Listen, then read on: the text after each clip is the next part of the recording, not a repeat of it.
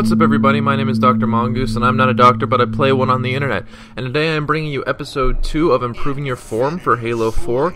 And this episode really isn't necessarily focused on anything specific. More, it's focused on what you can do to improve personally in your game, as well as how you can make preparations for, the competitive scene or any sort of competitive playlist that may be coming out. As you know, Team Slayer Pro has been taken out of the rotation.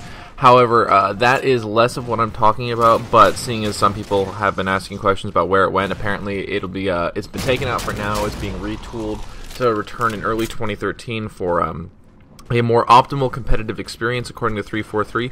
But that's not what this video is about. This video is about more geared towards, the MLG crowd, the competitive crowd, people who are, much more into the competitive side of Halo, which I certainly am a part of.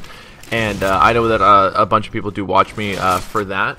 And if anyone has been paying attention to the competitive scene, there's been a lot of kind of back and forth on whether or not what kind of settings there are going to be. The divide between MLG and the AGL settings coming out from Diesel.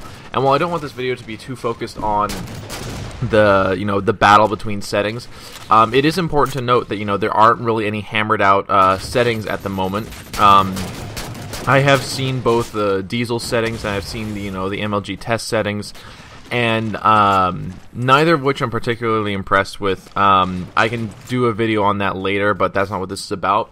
But basically, this video is meant to give you guys some tips and tricks and my basic ideas for how you can better improve. Now, I do want to note that these aren't all of my ideas. In this gameplay, you'll see that I'm playing with my team, with the Grassroots Gaming team, and I'll have more information on that at a later date, kind of updating you on all that sort of stuff. But seeing as I've rambled on for about 2 minutes about background to this video, I figured that I should probably get started. So the first, biggest, and best tip I can give you, and this is coming from our coach as well, but it's something that everyone should do. Until you know what the competitive settings are going to be, excuse me, a burp there. Until you know what the competitive settings are going to be for Halo 4, make a bare bones class. Make 2 bare bones classes for whatever weapon you're going to use. I have both a DMR and a BR1, and the reason you might want to make a bare bones class is because that way you're not used to a certain armor ability, you're not used to a certain tactical package, you're not used to a certain support upgrade, you're not handicapping yourself by doing something like this. So my bare bones class is it's primary weapon, any secondary weapon, mostly for commendation purposes. I use a bolt shot because I'm still trying to work on mastery for that. I use fast track to level up faster, and I use ordnance priority.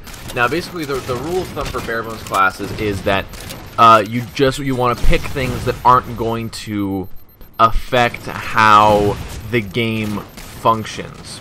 So you're not going to pick you don't pick dexterity because that's going to give you a faster reload. You're not going to pick shielding because that affects how health works in the game. And a lot of people have said, like, oh, well, ordnance priority, that's you're getting ordnance faster. Yes, that's true, but seeing as ordnance is random and weighted differently per map, I don't consider it that bad. Plus, you need to get practice for power weapons when it comes to any sort of competitive playlist, because they aren't, obviously in regular matchmaking, they aren't going to drop on map, and if you play nothing but, customs and all that and constantly changing settings, it's not necessarily as helpful.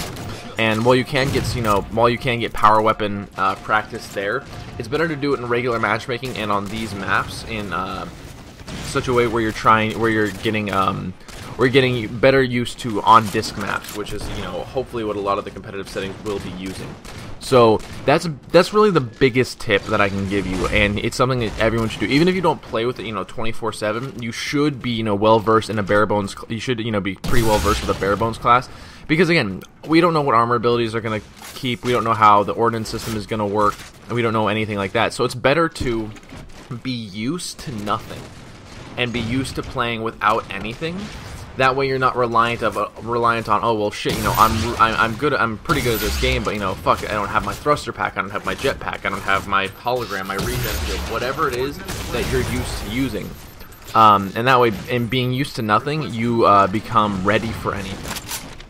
A second tip obviously would be to, you know, play with a group, or, you know, the team that you think you're going to be running with. As you can see from the score right here, we're up 43-14. And we're not, you know, necessarily doing anything, you know, spectacular or, you know, magnificent. We're just, you know, kind of we're playing Abandon how it's meant to be played. You know, we're holding ring control. We're making sure they don't spawn at gold, and when they do spawn at gold, we are immediately trying to take that out. This push right here was like a little aggressive. And that is the issue when, you know, you go up on a very large score tear against the other team. So, you know, we push out, we're a little over aggressive, but then as you can see, we immediately move back into ring, trying to maintain ring control. Most of the ordnance you've seen me call down throughout the game is ordnance that you know, a good close to mid-range sort of capabilities. My shotgun, my sticky detonator, all that sort of stuff. You know, a lot of crowd control, close, you know, tight quarters control weapons. And that's especially important for Abandon, because the main choke points are obviously the main ramp right here, the lifts, and you know, just coming in through through the two bridges.